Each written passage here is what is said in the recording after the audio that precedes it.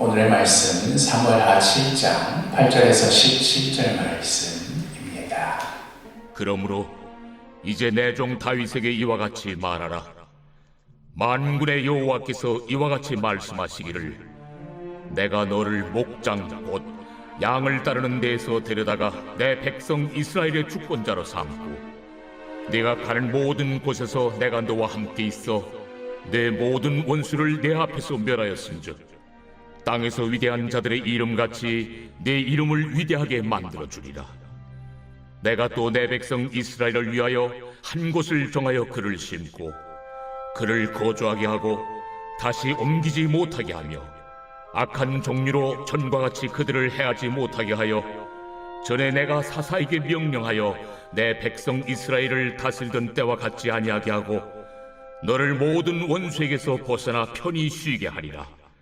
여호와가 또 내게 이르노니, 여호와가 너를 위하여 집을 짓고 내 수완이 차서 내 조상들과 함께 누울 때에 내가 내 몸에서 날 내 씨를 내 뒤에 세워 그의 나라를 견고하게 하리라. 그는 내 이름을 위하여 집을 건축할 것이요 나는 그의 나라 왕위를 영원히 견고하게 하리라. 나는 그에게 아버지가 되고 그는 내게 아들이 되리니, 그가 만일 죄를 범하면 내가 사람의 매와 인생의 채찍으로 징계하려니와 내가 내 앞에서 물러나게 한 사울에게서 내 은총을 빼앗은 것처럼 그에게서 빼앗지는 아니하리라.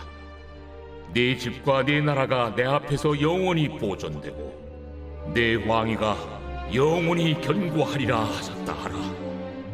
나단이 이 모든 말씀들과 이 모든 계시대로 다윗에게 말하니라.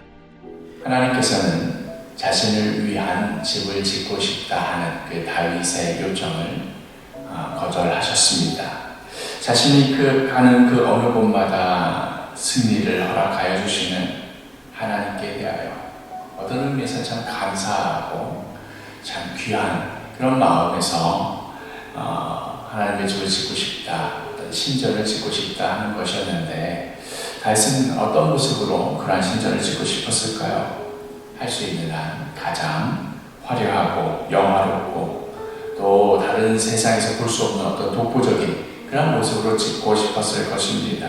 그렇게 하여서 자신이 모시고 있는 그 하나님이 얼마나 크고 놀라운 분이신가 하는 것을 다른 사람들로 하여금 그 신전을 보는 것만으로도 그 웅장함과 화려함과 영화로움을 보면서 느끼게 하고 싶었을 것입니다.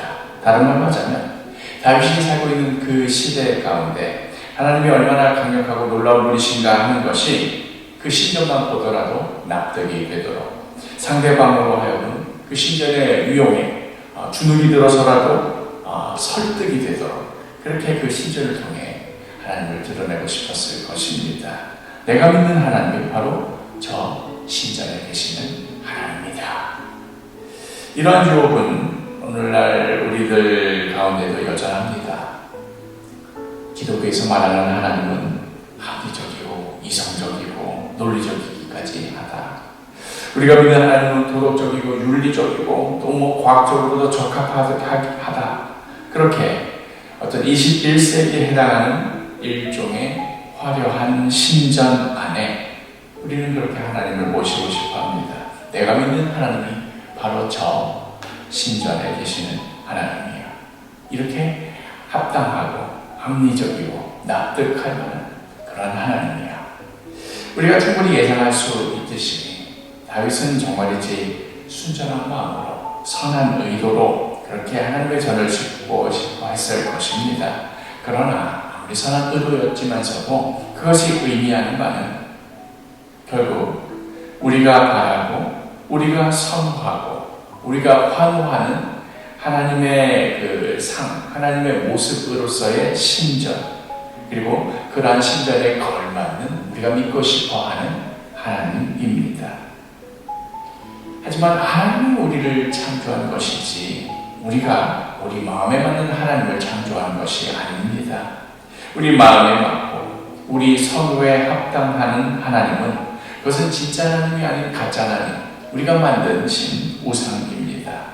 우리의 눈으로 보기에 가장 화려하고 영화로운 신전에 걸맞는 어떠한 신적인 그러한 존재는 결코 살아계신 하나님일 수가 없습니다.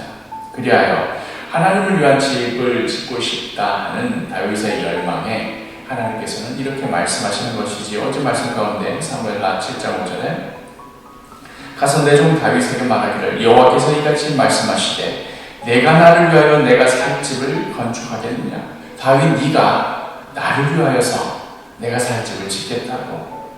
그러면서 오히려 반대로 말씀하시지. 오늘 본문 11절에 하반절에 여호와가 또 내게 이르노니 여호와가 너를 위하여 집을 짓고 내가 오히려 너를 위하여서 집을 짓겠다.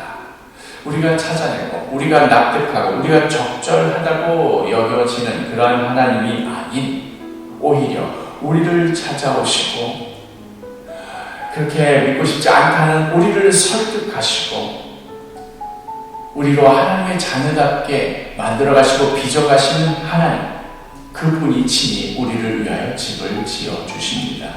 그 시대에는 다윗의 아들 솔로몬이 성전을 지었지만 그 성전의 본질적인 의미, 그것은 바로 예수 그리스도를 통해 그 약속이, 그 의미가 성취되었던 것입니다. 바로 십자가 구속의 은혜로 말미암아 열린 구원의 길입니다.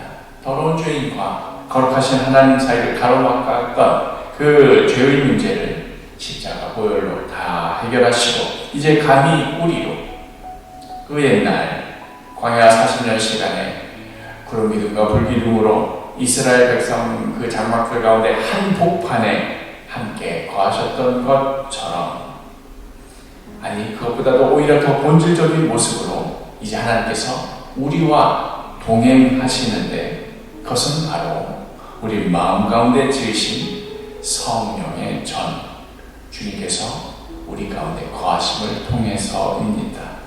여호와가 너를 위하여 집을 짓겠다 하는 그 놀라운 약속이 예수 그리스도 십자가를 통하여서 오늘을 살아가는 우리들 가운데, 우리들 신령 한 사람 한 사람 가운데 이루어져 가는 것입니다.